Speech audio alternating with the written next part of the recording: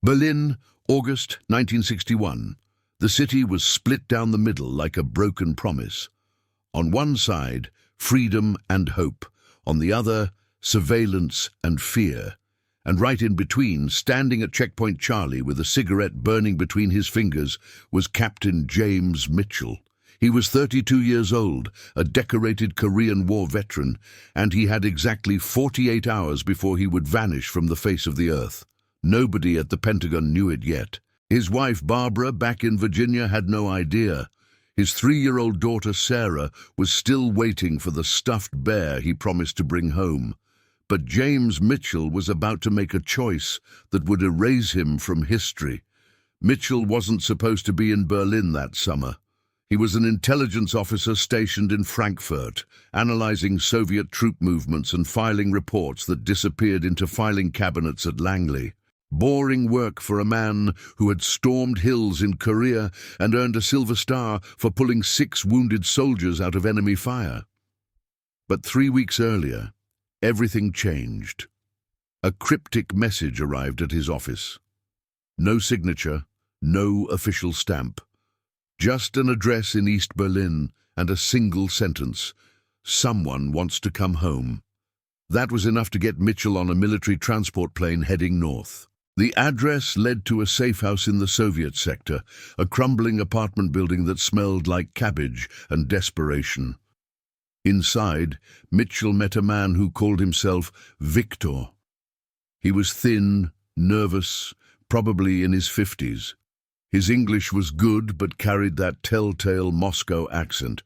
Victor claimed he was a Soviet intelligence officer who wanted to defect. He said he had information about a new surveillance network the Soviets were building, something that could track every single American operative in Eastern Europe.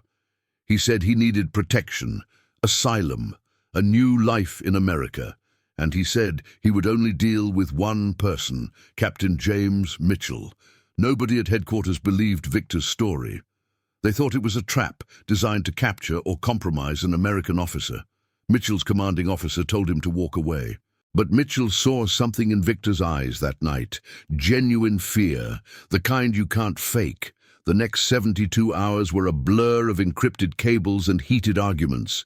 Mitchell pushed hard for an extraction operation. He wrote detailed reports about Victor's intelligence value. He called in favors from contacts at the CIA. Everyone told him the same thing: too risky, too dangerous. The Soviets were on high alert after the Bay of Pigs disaster in Cuba. Relations between Washington and Moscow were hanging by a thread. One wrong move in Berlin could trigger something nobody wanted. Mitchell was ordered to stand down. He was ordered to forget about Victor. But Mitchell couldn't let it go. He kept thinking about Victor, alone in that safe house, waiting for help that wasn't coming. He kept thinking about something his father had told him years ago. His father was a World War II veteran who had liberated a concentration camp in Germany. One night he told young James that the worst thing in war isn't dying. It's living with the knowledge that you could have saved someone and chose not to. On August 13th, the world woke up to shocking news. The East Germans had started building a wall. Overnight, they had strung barbed wire across the entire border between East and West Berlin. Families were separated. The city that had survived Hitler and Stalin was now being cut in two by concrete and guard towers. In Washington, President Kennedy called emergency meetings. And in Frankfurt, Captain James Mitchell made his decision. He was going to get Victor out, with or without permission. Mitchell's plan was simple but insane. He would cross into East Berlin through Checkpoint Charlie using his military credentials. He would retrieve Victor from the safe house. They would both return through the same checkpoint before anyone realized what happened. The whole operation would take maybe 3 hours. Mitchell knew the risks. If the Soviets caught him in East Berlin without authorization, they could arrest him as a spy. But Mitchell had been in tight spots before. Korea taught him that sometimes you have to trust your gut and damn the consequences. At 1900 hours on August 14th, Mitchell walked through Checkpoint Charlie carrying nothing but his military ID and a pack of Lucky Strikes. The East German guards looked at his papers, made a phone call, and waved him through. The crossing was almost too easy. It felt wrong. Mitchell pushed the feeling aside and headed into the Soviet sector. The streets were eerily quiet. Most East Berliners were staying indoors, afraid of getting caught on the wrong side of the new wall. Soviet soldiers patrolled in pairs, their rifles loaded and ready. Victor was exactly where he said he would be, sitting in a dark apartment with the curtains drawn. He looked worse than before, thinner, more scared. He grabbed Mitchell's arm and started talking rapidly, then switched to English. They knew, the KGB knew, Victor's contact in Moscow had been arrested 2 days ago. Under interrogation, he probably gave up Victor's name. Soviet agents could be there any minute. Mitchell nodded and told Victor to stay calm. They would walk out together, 2 men in a city full of people trying to figure out the new reality of the wall. They made it 6 blocks before Mitchell noticed the tail. 2 men in grey coats, keeping pace about 50 yards behind them. KGB, definitely KGB. Mitchell picked up speed, pulling Victor along. They cut through an alley, crossed a courtyard, emerged onto a busy street near Alexanderplatz. The men in grey coats were still there. Mitchell's mind raced through options. They couldn't run without drawing attention. They couldn't fight, not against trained Soviet agents in the middle of East Berlin. Their only chance was to reach Checkpoint Charlie before the agents made their move. Mitchell checked his watch. 2,100 hours. They had maybe 15 minutes before the shift change at the checkpoint. Victor stumbled on a broken piece of sidewalk and nearly fell. Mitchell caught him. They were 4 blocks from the checkpoint now. The Brandenburg Gate loomed ahead. The grey coats were closer, maybe 30 yards back. Mitchell could see Checkpoint Charlie in the distance, the American flag hanging limp in the evening air. So close. And that's when Victor did something Mitchell never expected. He stopped walking and said 3 words. "I cannot go." Mitchell stared at Victor like the man had lost his mind. They were 4 blocks from freedom, 4 blocks from safety. But Victor was backing away, shaking his head, his eyes filling with tears. He explained that he had lied about something. He wasn't alone in East Berlin. He had a daughter, Elena. She was 16 years old, living with her mother in Leipzig. If Victor defected, the KGB would punish her. Victor had convinced himself he could leave her behind. But now, standing there on the edge of escape, he couldn't do it. He couldn't save himself and condemn his daughter. He begged Mitchell to go back alone. Mitchell's training told him to leave, cut your losses. But Mitchell thought about his own daughter Sarah, safe at home in Virginia. He thought about what it would be like to never see her again, and he made a decision that nobody fully understands. He told Victor they were both going back to the safe house. They would figure out a way to get Elena too. The walk back felt like marching toward a firing squad. The men in grey coats followed at a distance, no longer trying to hide. The trap was closing. When they reached the safe house, Mitchell pushed Victor inside and locked the door. He went to the window and saw 3 more men joining the original 2. 5 KGB agents now. The building was surrounded. Mitchell checked his watch. 2,200 hours. He had missed his window to get back through Checkpoint Charlie. His absence would be noticed soon. The whole US military apparatus would start asking questions. And he was trapped in a Soviet safe house with a defector who changed his mind. Hey, if you're enjoying this forgotten story of American courage, hit that subscribe button. These are the stories nobody talks about anymore. Now, back to Mitchell's impossible situation. Mitchell spent the next hour trying to radio for help. The safe house had a hidden transmitter that Victor said still worked, but every frequency Mitchell tried was either jammed or monitored. The KGB knew someone was in that apartment trying to communicate. Victor sat in the corner, head in his hands. Mitchell told him to shut up and think. There had to be a way out. In Korea, Mitchell had escaped from a surrounded position by waiting until dark and crawling through enemy lines. But this wasn't a battlefield. This was an urban trap in the middle of a city where every civilian was a potential informant. At midnight, someone knocked on the door.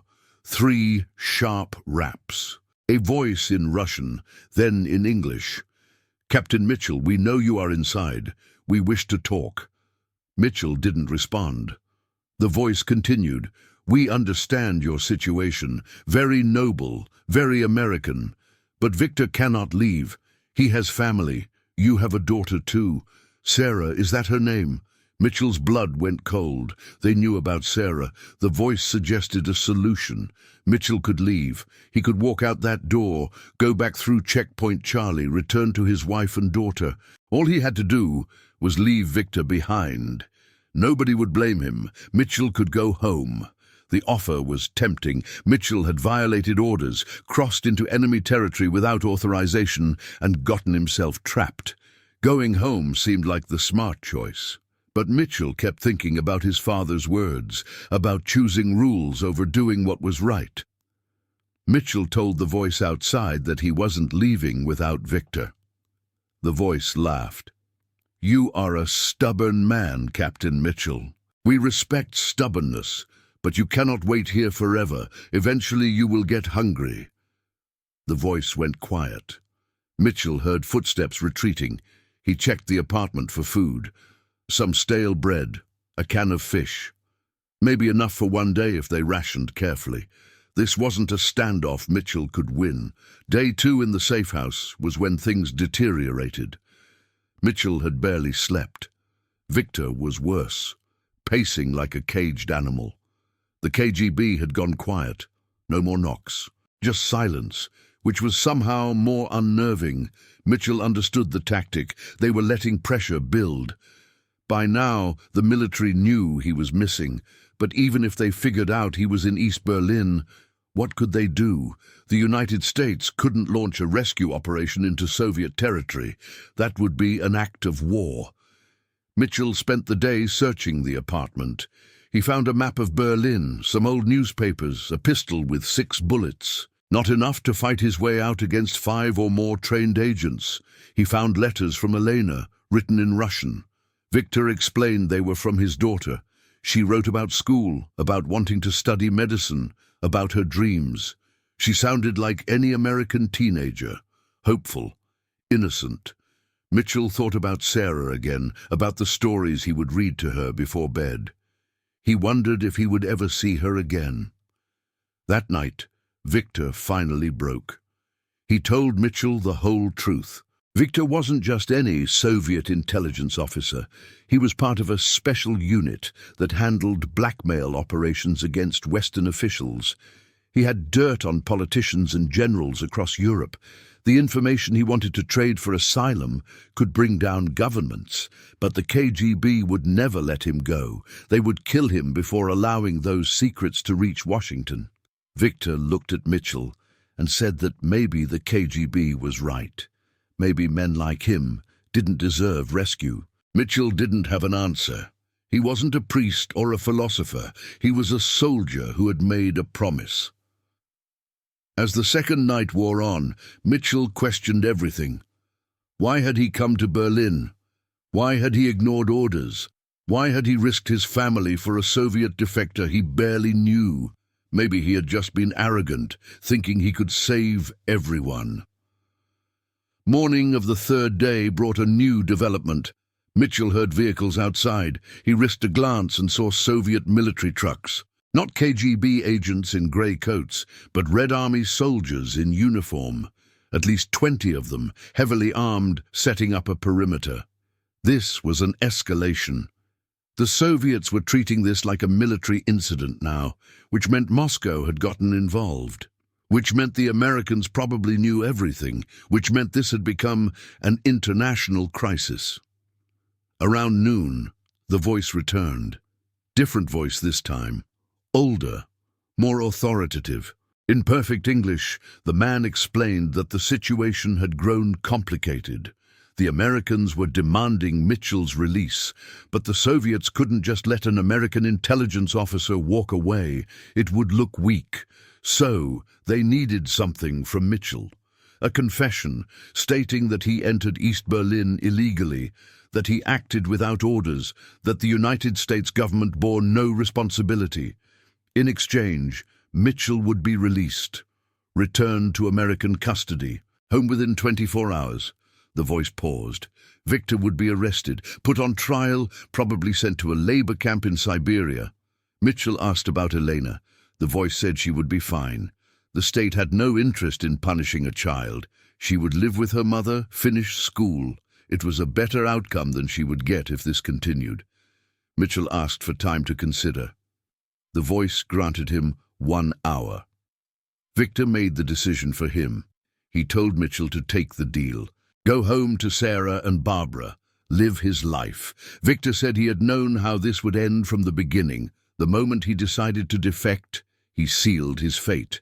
At least this way, something good would come from it. An American soldier would go home. Victor wrote a short letter to Elena, explaining that he loved her. He asked Mitchell to somehow get the letter to her. Then Victor walked to the door and knocked from the inside, signaling he was ready to surrender. The door opened, and 3 KGB agents entered, weapons drawn.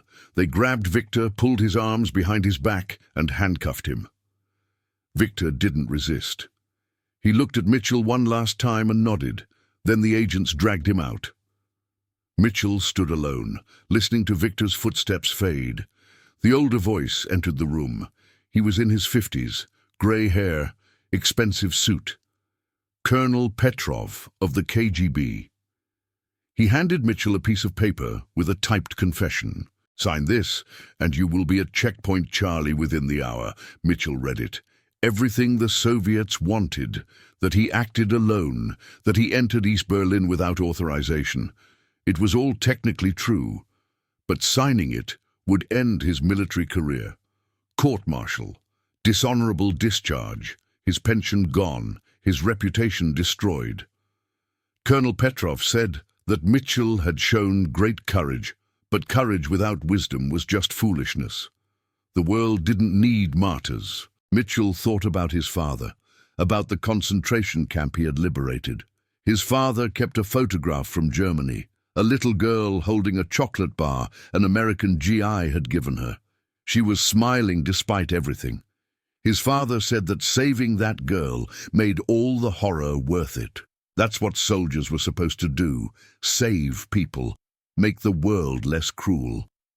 Mitchell had tried to do that in Berlin. He had failed, but at least he had tried. Mitchell signed the confession. Colonel Petrov smiled and produced a pen. Mitchell was escorted out. The street was full of military vehicles. Mitchell was placed in a truck with 2 soldiers. The drive to Checkpoint Charlie took 15 minutes through streets that looked different now, more divided. Berlin was becoming 2 cities. At Checkpoint Charlie, Mitchell saw American military police waiting. Colonel Patterson was there, his face hard. The Soviet truck stopped at the borderline. Mitchell walked across that short distance, and the moment his boots touched Western soil, the American MPs grabbed him. No welcome home, just handcuffs and a march to a waiting jeep. Mitchell was driven to a detention facility in West Berlin, placed in a small room, left alone for 3 hours. Finally, Colonel Patterson entered, carrying documents. He told Mitchell that he had created an international incident. The Soviets were claiming American spies were infiltrating East Berlin. The press was going crazy. Kennedy's people were furious. The military wanted answers. Mitchell explained everything. Patterson listened without interrupting. When Mitchell finished, Patterson said that Mitchell's version matched what intelligence had pieced together. The Soviets confirmed Victor's arrest. They were already broadcasting propaganda. Victor would be used for show trials. And Mitchell was done. Court-martial was guaranteed. The best outcome was dishonorable discharge. Patterson said that Mitchell had thrown away a promising career for nothing. Victor was still a prisoner. Elena was still trapped. What exactly had Mitchell accomplished? Mitchell didn't have a good answer. He sat there and realized Patterson was right. He had accomplished nothing. Worse than nothing. Victor would face harsher punishment.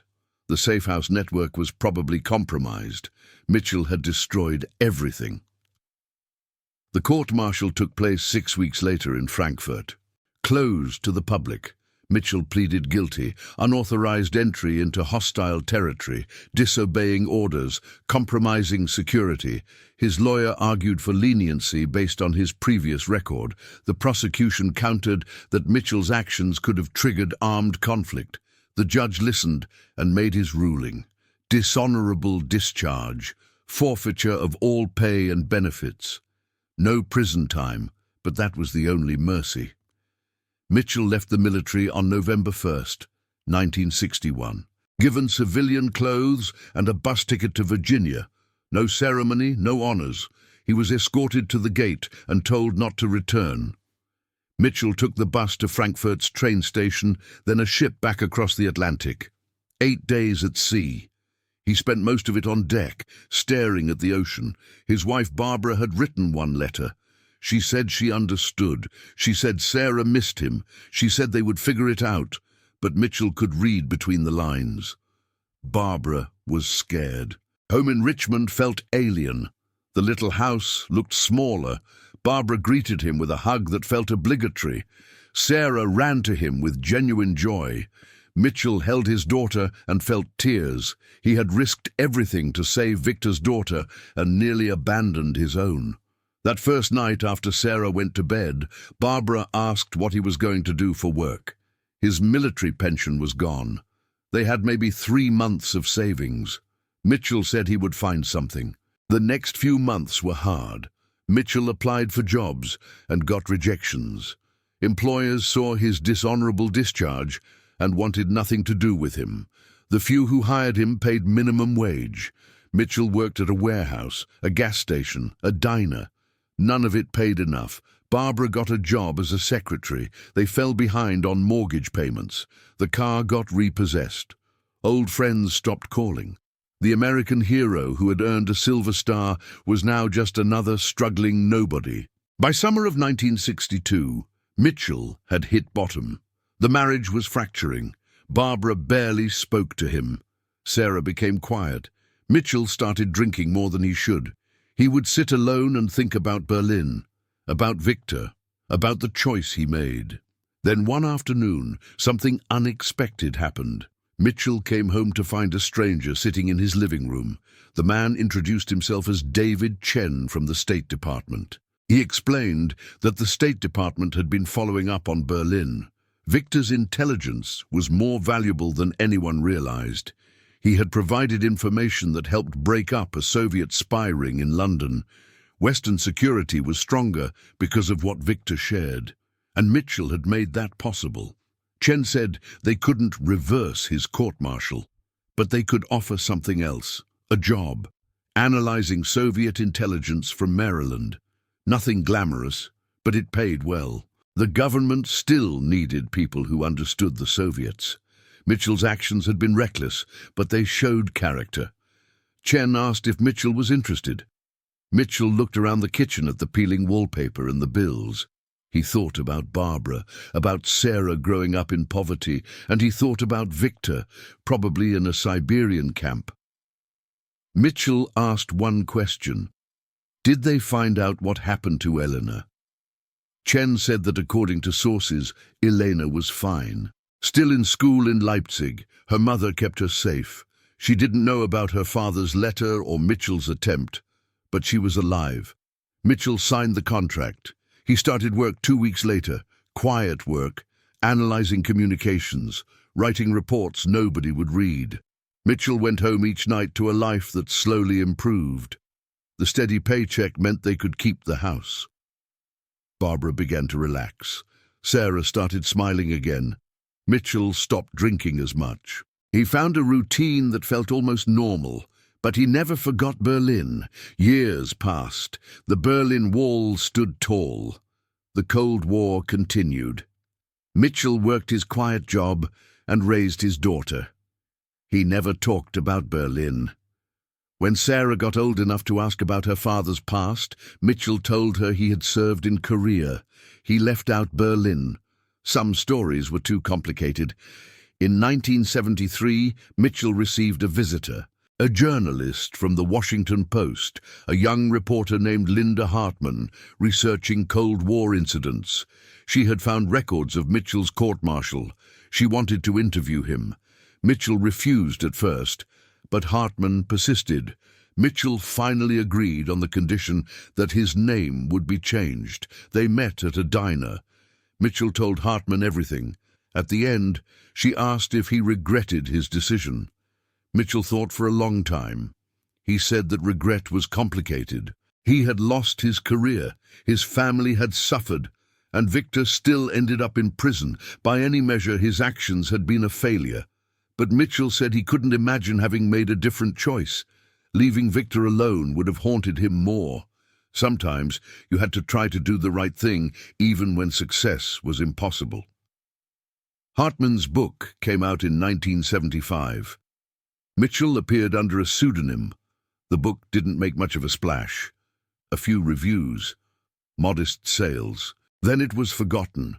Mitchell read his chapter once and put the book on a shelf. He figured that was the end of it. But history has a strange way of circling back. In 1989, the Berlin Wall fell. Mitchell watched on television as crowds attacked the concrete with hammers. Families reuniting after decades, the end of an era. And he thought about Victor, about whether the man had lived to see this moment. He wondered if Elena had been part of the crowds. In 1991, the Soviet Union collapsed. Archives began to open. Mitchell received a letter from Linda Hartman. She had been in Moscow researching. She had found something in the KGB archives, a file on Victor. She thought Mitchell would want to know. Mitchell read the report. Victor had been sentenced to 15 years, released in 1976. After release, he worked as a janitor in Leningrad. He died in 1984. Never saw the wall fall. Never got to reunite with Elena.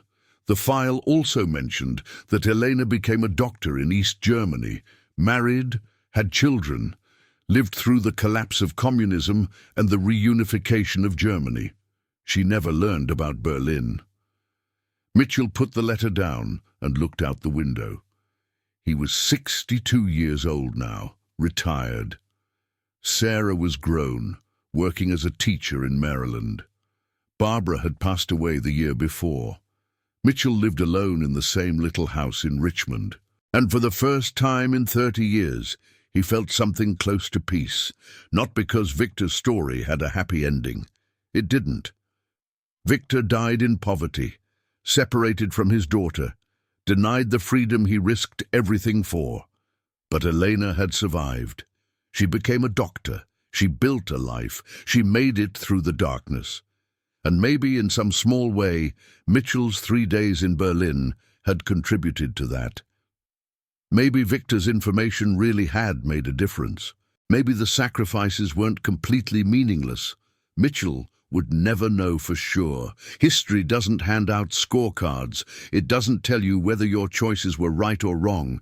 It just keeps moving forward, indifferent to the men and women who tried their best and failed anyway. Mitchell walked to his closet and pulled out a small box he had kept hidden for 3 decades. Inside was Victor's letter to Elena, written in Russian. Mitchell had never been able to deliver it.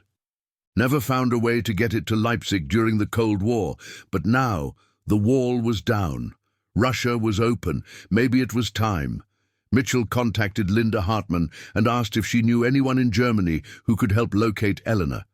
It took 6 months, but they found her. Elena was living in Hamburg, working at a hospital. Mitchell sent the letter through a translator. 3 weeks later, he received a response. Elena wrote that she had always wondered what happened to her father.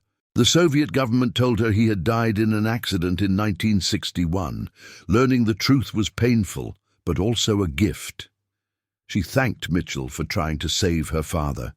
She said that knowing someone had cared enough to risk everything meant more than he could imagine. She enclosed a photograph, Elena standing with her 2 children, smiling in front of a reunified Berlin. Mitchell kept that photograph on his desk until the day he died in 2003. He was 74 years old. Sarah was with him at the end. She found the photograph and asked her father about the woman and children. Mitchell told her the story, all of it. Berlin, Victor, the choice, the cost. Sarah listened and cried. She said she was proud of him. She said he had done the right thing, even if it didn't feel that way at the time. Mitchell smiled and closed his eyes. He thought about his father, about the little girl with the chocolate bar. He thought about Victor and Elena and all the people caught in the machinery of the Cold War. He thought about the impossible choices that define us, the moments when we decide what kind of person we want to be, regardless of the consequences. And as consciousness faded, Mitchell felt something he hadn't felt in 42 years. No regret, no shame, just the quiet satisfaction of knowing that when it mattered most, he had tried. He'd reached across a wall and extended his hand to someone who needed help. Whether he succeeded or failed was almost beside the point. The trying was what made us human. The trying was what separated courage from cowardice.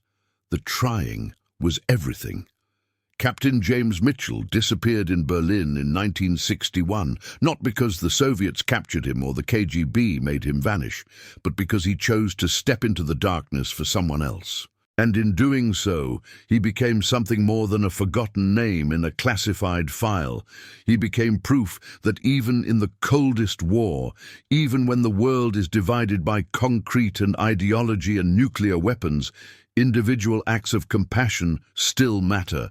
They might not change history, they might not move mountains, but they remind us that behind every geopolitical crisis are real people making real choices with real consequences.